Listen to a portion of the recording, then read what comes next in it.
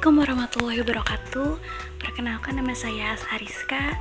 Di sini saya akan menjelaskan tentang PPh Final 4 ayat 2 jasa konstruksi. Dan untuk yang pertama yaitu pengertian dari PPh Final. PPh Final 4 ayat 2 adalah jenis pajak penghasilan yang diatur dalam pasal 4 ayat 2 Undang-Undang Nomor 7 Tahun 1983 tentang pajak penghasilan yang telah diubah beberapa kali. Terakhir dengan UU Nomor 7 Tahun 2021. Nah, pajak ini memiliki karakteristik khusus nih yang membedakannya dari PPh biasa. Adapun konsep dasar di sini ada pengertian dasar hukum. Untuk pengertian PPh Final itu sendiri adalah pajak penghasilan yang bersifat akhir, yang berarti bahwa kewajiban pajak penghasilan atas penghasilan tersebut dianggap selesai setelah pajak ini dipotong atau dipungut. Nah, untuk dasar hukumnya sendiri, Undang-Undang UU PPh Pasal 4 Ayat 2 dan peraturan pelaksanaannya yaitu berbagai peraturan pemerintah atau PP dan peraturan Menteri Keuangan atau PMK yang mengatur tarif dan jenis penghasilan tertentu. Adapun karakteristik di sini yaitu sifat final, tarif khusus, dan objek pajak tertentu. Nah, untuk karakteristik utama jasa konstruksi ini yaitu pertama, dari sifat final, pajak yang dipotong langsung menyelesaikan kewajiban pajak. Nah, tidak dapat dikreditkan dengan pajak penghasilan lainnya. Dan yang terakhir, tidak dilaporkan dalam SPD tahunan. Dan yang kedua ada tarif khusus. Tarif khusus ini menggunakan tarif yang ditetapkan khusus dalam peraturan pemerintah, berbeda dengan tarif umum PPh pasal 17 dan umumnya berupa tarif proporsian. Nah, untuk yang terakhir, objek pajak tertentu yaitu hanya berlaku untuk jenis penghasilan yang secara khusus ditetapkan dan biasanya untuk kemudahan administrasi dan efektivitas pemungutan. Penghasilan jasa konstruksi itu sendiri yaitu bervariasi, ada 2% sampai 4% tergantung kualifikasi kontraktornya dan dipotong oleh pemberi kerja atau pengguna jasa. Apa sih pengertian dari jasa konstruksi ini? Nah, jasa konstruksi atau jasa yang berkaitan dengan konstruksi seperti perencanaan, pelaksanaan, dan pengawasan dikenal sebagai jasa konstruksi. Nah, sementara usaha jasa konstruksi berarti penyedia usaha yang menyediakan jasa konstruksi. Kegiatan konstruksi adalah pembuatan bangunan atau bentuk fisik lain untuk kepentingan dan keselamatan masyarakat yang menggunakannya.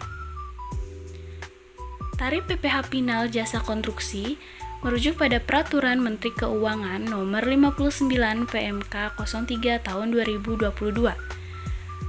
Berikut beberapa tarif PPh Final jasa konstruksi dari masing-masing jenis jasa usaha konstruksi tersebut. Dan yang pertama yaitu ada jasa perencana dan pengawasan konstruksi, dan yang kedua jasa pelaksanaan konstruksi, dan yang ketiga ada pekerja konstruksi terintegrasi.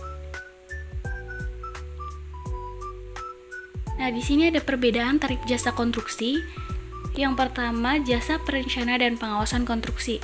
Nah, di sini ada 3,5% jika penyedia jasa mempunyai sertifikat badan usaha atau sertifikat kompetensi kerja untuk usaha orang perorangan. Adapun 6% jika penyedia jasa tidak mempunyai sertifikat kualifikasi usaha atau sertifikat kompetensi kerja untuk orang perorangan. Nah, tarif tersebut dikalikan dengan nilai kontrak atau tidak termasuk PPN. Dan yang kedua ada jasa pelaksana konstruksi. 1,75% jika penyedia jasa mempunyai sertifikasi kualifikasi usaha kecil atau kelompok grade 1, 2, 3, dan 4 atau sertifikat kompetensi kerja usaha orang perorangan.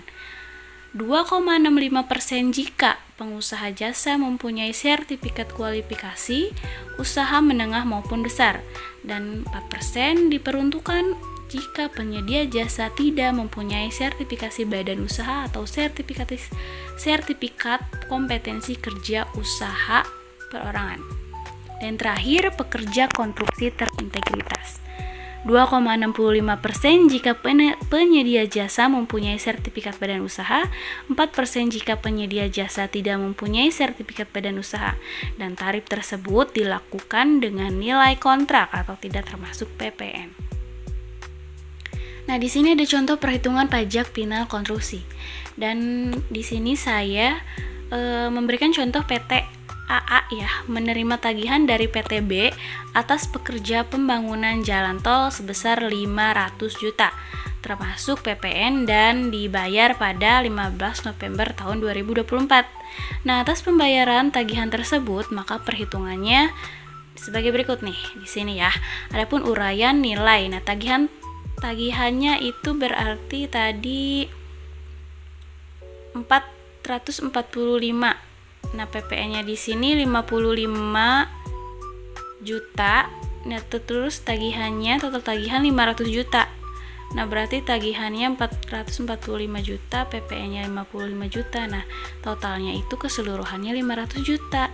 Nah, tarif PPh-nya ini berapa? Tarif PPh-nya di sini saya itu di sini tuh 2,65% ya jika penyedia jasa mempunyai sertifikasi gitu. Nah, ini kayak contoh mempunyai sertifikasi lah gitu. Jadi tagihannya 445 juta ini dikali 2,65%. Nah, berapa PPh-nya? PPh-nya itu 11.792. Nah, dari jumlah itu yang dibayarkan 488.208.000 rupiah. Oke. Nah, untuk yang contoh kedua, di sini ada Sipi Konstruksi mengerjakan proyek senilai 2 miliar atau kualifikasi menengah. Nah, perhitungannya di sini tarif PPh final 3% atau untuk kontraktor menengah ya. Untuk kontraktor menengah itu 3%. Tadi kan disebutkan yang di pertama itu 2-4% yang menengah gitu ya. Nah, untuk di sini PPh final terutangnya berarti 3% dikali 2 miliar sama dengan 60 juta untuk PPh final terutang ya. Nah, yang diterima Sipi Konstruksi ini berarti 2 miliar dikurangi PPh yang tadi dihitung di awal PPh final terutang yaitu 60 juta. Nah, jadi yang diterima itu 1.940 juta gitu. Nah, adapun mekanisme nih di sini, mekanisme pembayaran dan pelaporan PPh. Gimana nih pelaporan dan pembayarannya? Nah, jadi untuk mekanismenya itu sendiri, mekanisme pembayaran atau penyetoran pajak akhir PPh pasal 4 ayat 2 untuk jasa konstruksi dapat dilakukan baik melalui pemotongan oleh pengguna jasa atau menyetorkan sendiri oleh kontraktornya.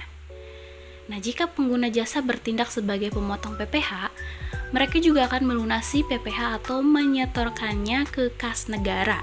Namun, jika status pengguna jasa bukan sebagai pemotong PPh nih, bukan sebagai pemotong PPh, nah maka kontraktor itu sendiri yang bertanggung jawab untuk membayar atau menyetor PPh. Nah gitu. Nah, apa sih kapan batas waktu gitu pembayaran pelaporan PPh final jasa konstruksinya gitu. Nah, adapun batas waktunya di sini tanggal pembayaran PPh pasal 4 ayat 2. Nah, di sini ada tanggal pelaporannya. Nah, untuk pembayaran PPh konstruksi dilakukan paling lambat tanggal 10 bulan berikutnya. Nah, terhutangnya PPh oleh pengguna jasa atau misalkan tanggal 15 bulan berikutnya setelah bulan diterimanya pembayaran oleh pemberi jasa.